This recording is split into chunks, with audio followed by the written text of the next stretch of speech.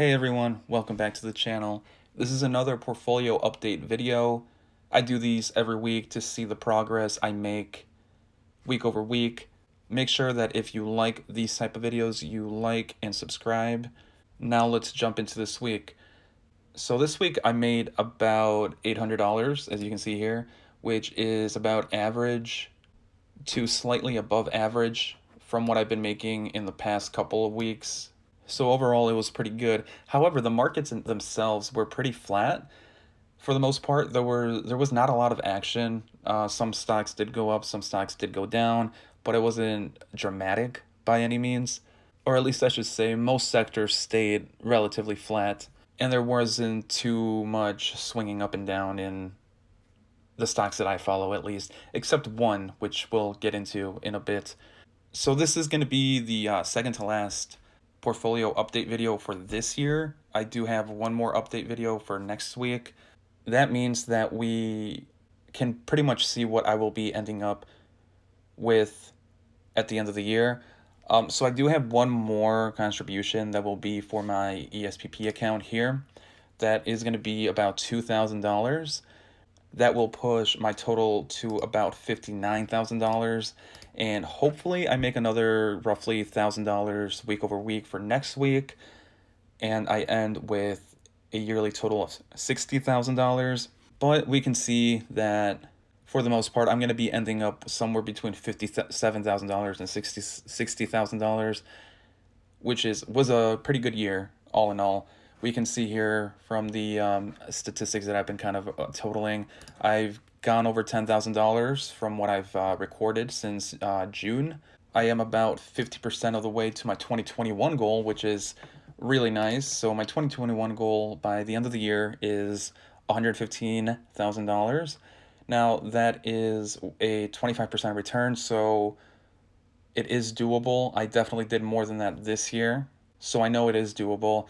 However, I do, even though I am setting the goal to be $115,000, I do want to make more than that. And really, my secondary goal, if I do beat the $115,000, if I do reach the $115,000 goal, is to then aim for $150,000. That is also doable, I think, but if I don't meet it, I'm not gonna sweat it. As long as I meet $115,000 by the end of next year, it will be a great year. Moving on to the charts here, or I should say graph. So I made a video a while ago saying that I want to have this half of the pie to be bigger, and I still want that. I definitely next year I do see it overtaking this half. And for the most part, it's the reason I want to make this part bigger is I have full control over these two accounts, where I don't necessarily have full control over my 401k and my ESPP account. My ESPP account I do have some control over for the most part. I can control how much I contribute into it, but I can't control what I buy. It's the stock for the company I work for, that is it. And then in my 401k, same thing. I just control what I want to contribute, and then some company my company hired will allocate the money into whatever amount they seem good for them. It's not really my investment style. I don't want other people to control my money, so I don't really like that at all. The two perks that I get with my 401k are that I can become a part of a different tax bracket, meaning I make a decent amount of money, so I get taxed more than people that make less money than me, obviously.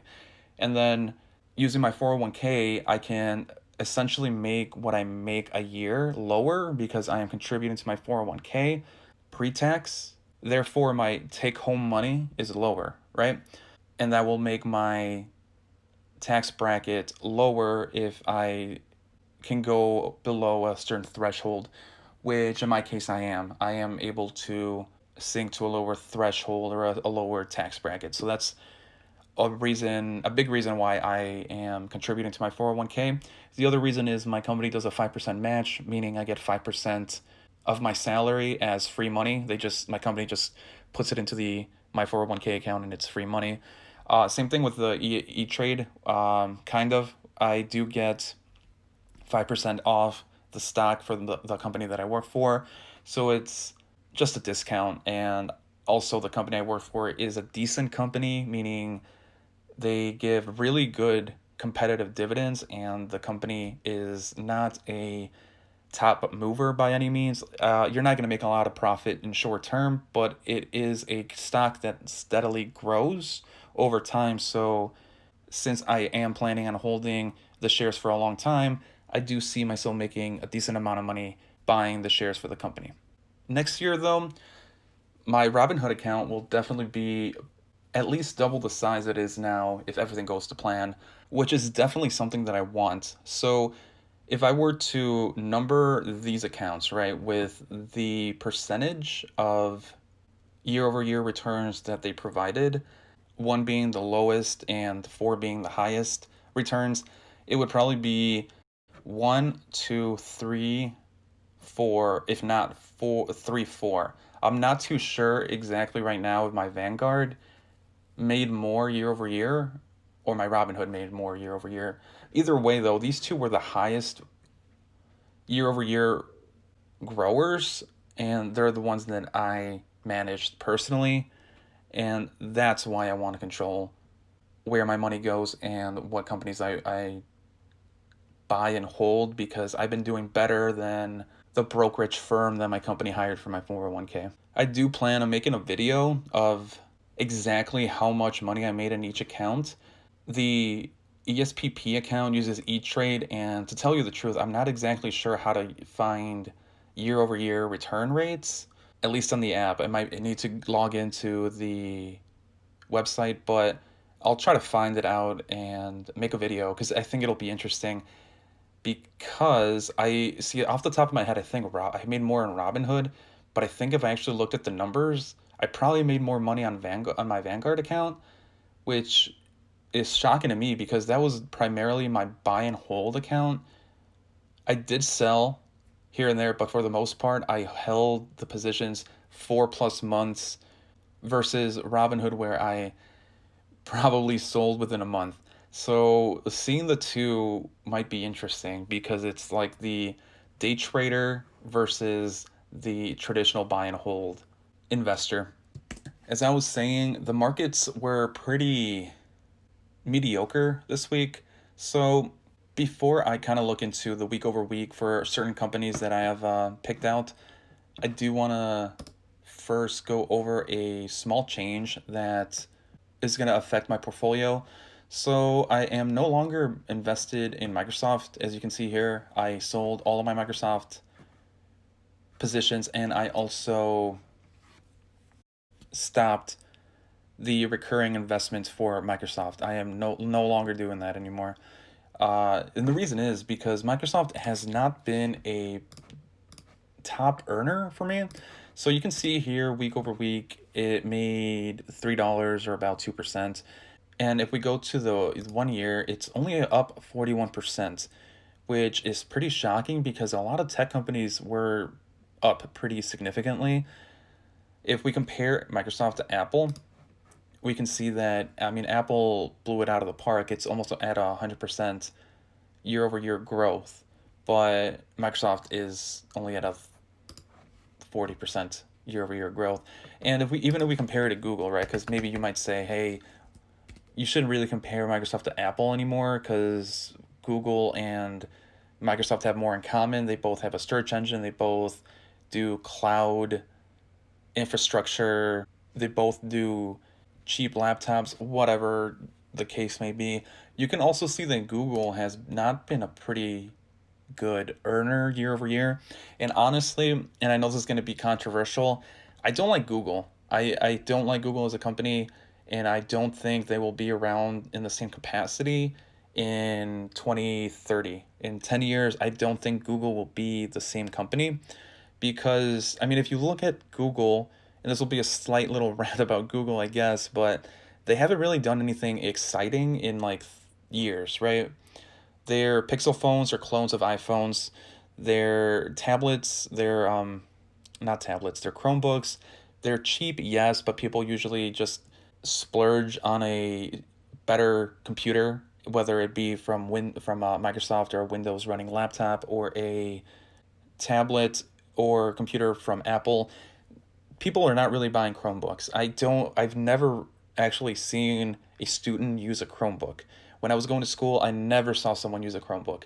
I only saw people use Surface tablets or iPads or Windows/Mac OS laptops. Never any Chromebooks. Now, that might be because I was a computer science major, meaning a Chromebook isn't really a good CS major tool because there's not there to my knowledge there's no way to run an IDE that is good enough to warrant the cheap price point of a Chromebook. And yes, I know you can put Linux on it, but I mean, there's more work involved in that than just buying a cheap Windows computer that you can just use out of the box, right? All this to say essentially that I don't think Google, especially with the controversy that they have with censoring search results or manipulating search data and the whole YouTube thing where people are just frustrated with how Google runs YouTube, with their favoritism, what they choose to display, etc. I don't think Google will be the same company in 10 years, and that's why I don't invest in it. I stay far away from it. And I'm actually kind of not shocked in a way because like I said, I'm expecting Google to fail, but a 30% year over year growth is so bad for Google because I always, at least a couple years ago, I would always hear that Google was like like a really good company to invest in. And now that I think about it, this year, I don't think I heard that. I heard Amazon for sure. I heard some Apple. I heard Snow, which we'll get into kind of like an alternative to Snow in a bit, but I haven't heard anything good about Google. And this doesn't mean I'm right and in 10 years Google will be a thing of the past. I could be wrong, right? This is all speculation, but seeing this year over year growth, it's pretty it's not good. I'll say that much. And I'll move on from Google now because I don't want to bore you guys. That was my rant on Google. Um, I'm not buying it. I wouldn't buy it, but to each its own, right? Moving on. So this week, like I said, pretty bad. The only company that I saw in my portfolio that did really, really well was CRISPR, which went up 12%, which was really, really good. It came out of nowhere. I don't think I saw any news about it. And the thing about CRISPR is that it's been a pretty good company all around this year in terms of growth. This is another company that I saw about 2 years ago, actually, and I'm watching this company from basically nothing to now being worth $170. And this is another one of my babies. I didn't discover that CRISPR or C Limited. C Limited is a company I talked about last week, where I said that it's my baby essentially. I didn't discover these companies, but I have been following them for a couple years, or at least in CRISPR's case, a couple years. The C Limited, I've only been following for about a year. And if CRISPR keeps going the way it keeps going, it's going to be the second company that I saw basically worth nothing and exploding. It's almost at $200, and it seems like it's in a race with C Limited. But anyway, so this CRISPR was the only company this week that did well or did amazing, I guess. Because if we could move on to Apple, Apple did pretty well this week, up almost 2.5%. Pretty good, pretty good. Not the greatest.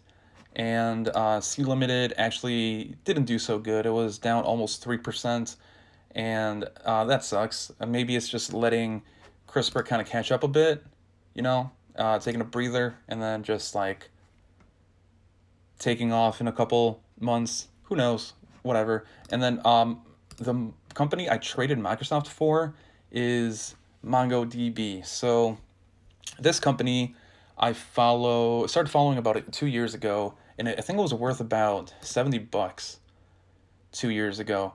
So I guess this is another company that I saw that was not worth too much that is exploding now. But I mean, $70 was still pretty expensive, right? Compared to like 30 to 40, which I saw CRISPR at, and same thing with C limited about 30 to 40.